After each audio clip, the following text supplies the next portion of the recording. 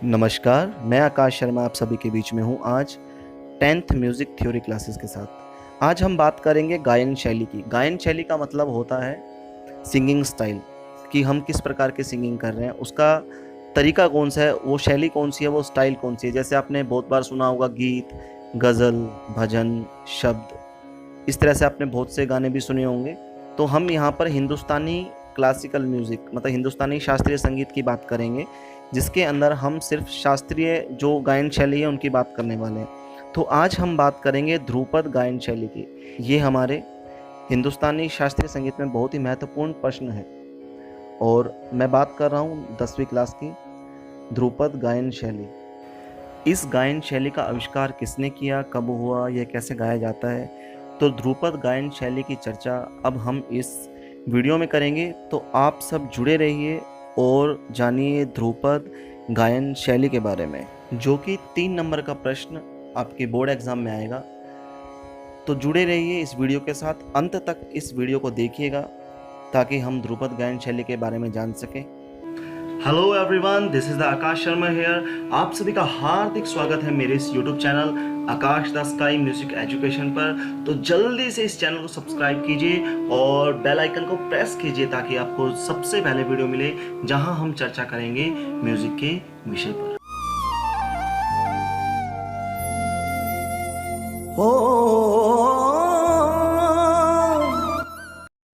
बात करते हैं ध्रुपद गायन शैली की।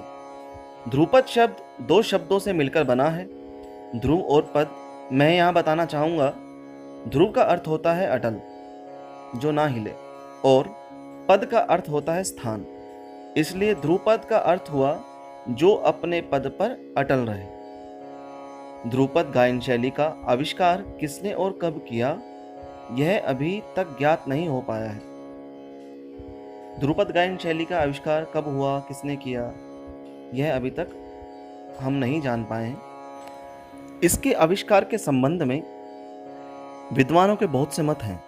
कुछ विद्वानों का विचार है कि ध्रुपद की रचना 13वीं शताब्दी में हुई, तथा कुछ के मतानुसार 15वीं शताब्दी में ग्वालियर के राजा मानसिंह तोमर ने इसकी रचना की।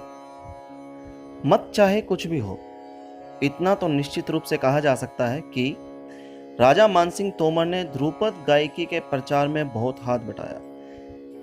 तो बात बिल्कुल क्लियर है। बहुत से विद्वान जो कहते हैं कि 13वीं शताब्दी में इसकी रचना हुई है, लेकिन कुछ विद्वान ये कहते हैं कि 15वीं शताब्दी में ध्रुपद गायन शैली का आविष्कार हुआ है।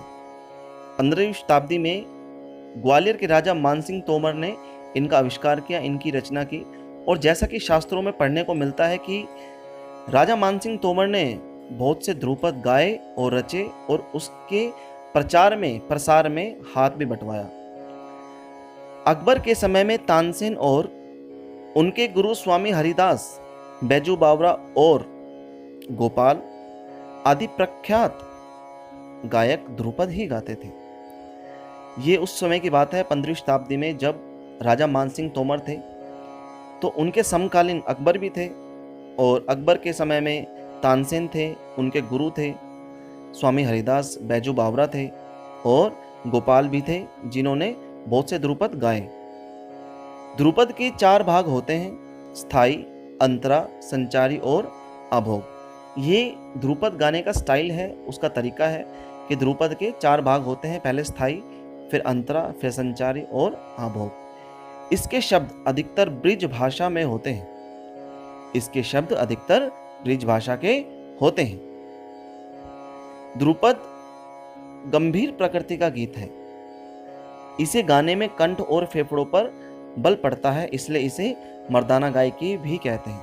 मैं यहाँ बात क्लियर करता हूँ कि ध्रुपद गायकी गाना आसान नहीं था। इसके लिए सांस का बहुत ही प्रयोग किया जाता था। हमारे फेफड़ों में सांस होना बहुत ज़रूरी था और इसको औरतें नहीं गाती थी, महिलाएं नहीं गाती थी। अधिकतर इसे पुरुष ही गाते थे, क्योंकि पुरुष की जो फेफड़े होते हैं वो महिलाओं से बड़े होते हैं। इसलिए इसे मर्दाना गायकी भी कहा गया है, क्योंकि इसको गाने से फेफड़ों पर और कंठ पर बहुत जोर पड़ता था, क्योंकि घंटों घंटों तक इसका आलाप किया जाता था। उसके बाद ध्रुपद गायकी आरंभ की जाती थी। इसका प्रचलन मध्यकाल में अधिक था, किंतु आजकल जन रुचि में परिवर्तन होने के कारण इसका स्थान ख्याल गायकी ने ले लिया। यहाँ पर एक बात ये है कि जो ध्रुपद गायकी है ये मध्यकाल में अधिक गाई जाती थी और इसके नियम भी बहुत कठोर थे। इसके बाद ख्याल गायकी एक नई गायकी ने जन्म लिया और जब से ख्याल गायकी आई है तो जन रुचि में परिवर्तन हो गया।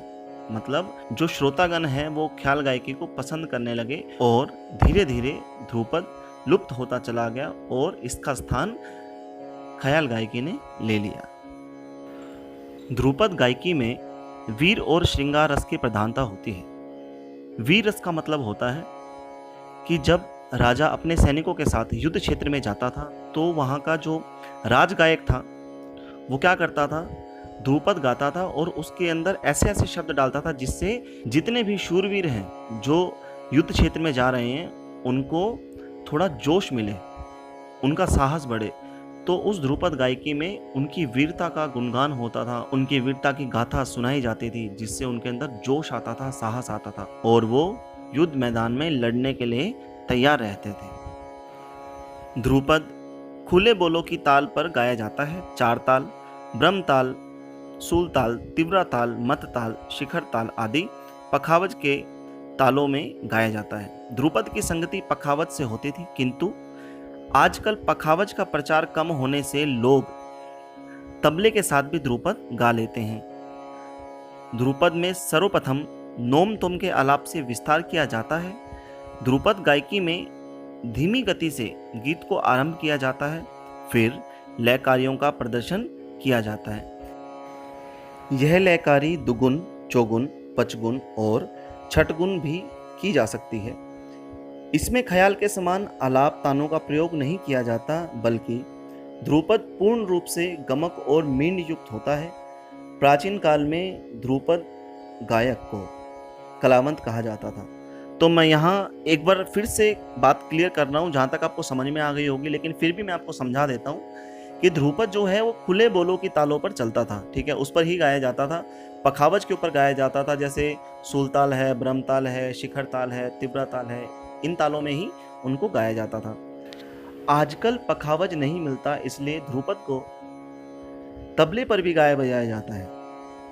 वैसे तो ध्रुपद लुप्त हो चुका है, बहुत कम जगह है जहाँ पर ध्रुपद गाया जाता है और सिखाया भी जाता है, क्योंकि संगीत की जो पुरानी हवेलियाँ हैं वहाँ पर ऐसा कुछ हो रहा है जहाँ पर अभी भी ध्रुपद को सिखाया जाता है, लेकिन बहुत कम जगहों पर। तो ध्रुपद जो है वो ख्याल गायकी की तरह नहीं था। जैसे ख्याल गायकी में आलाप ताने चलती हैं तो ध्रुपद में आलाप ताने नहीं चलती। ध्रुपद में आलाप चलते हैं तो नोम तोम के आलाप चलते हैं। उसमें गमक और मींड का बहुत प्रयोग किया जाता था। लयकारियाँ चलती थी। लयकारियाँ मतलब होती है स्पीड दिखाते थे, शब्दों से लयकारियाँ चलती थी। जो ताल की स्पीड है, ताल की जो लय है वो एक जगह रहती थी, एक समान रहती थी, लेकिन शब्दों की लयकारियाँ दिखाई जाती थी। लयकारियाँ कैसे दिखाई जाती थी? दुगुन मतलब डबल स्पीड में, 2 गुना स्पीड में, 4 गुना स्पीड में, 5 गुना और 6 गुना स्पीड में भी दिखाई जाती थी। प्राचीन समय में जो ध्रुपद गाते थे, ध्रुपद गायक थे, उनको हम कलावंत भी कहते थे। तो मैं आशा करता हूँ आप सबको बहुत अच्छे से समझ में आया होगा। जहाँ भी आपको कोई भी कन्फ्यूज़न हो, कुछ भी आपको पूछना हो, कोई भी डाउट हो, तो आप मुझे कमेंट कर सकते हैं। मेरे दिए हुए नंबर पर आप कॉल कर सकते हैं, पूछ सकते हैं। तो आपका एक बार फिर से आपका हार्दिक स्वागत है आकाश द स्काई म्यूजिक एजुकेशन पर। आप सभी अपना ध्यान रखें, ख्याल रखें। थैंक यू सो मच, बहुत बहुत धन्यवाद।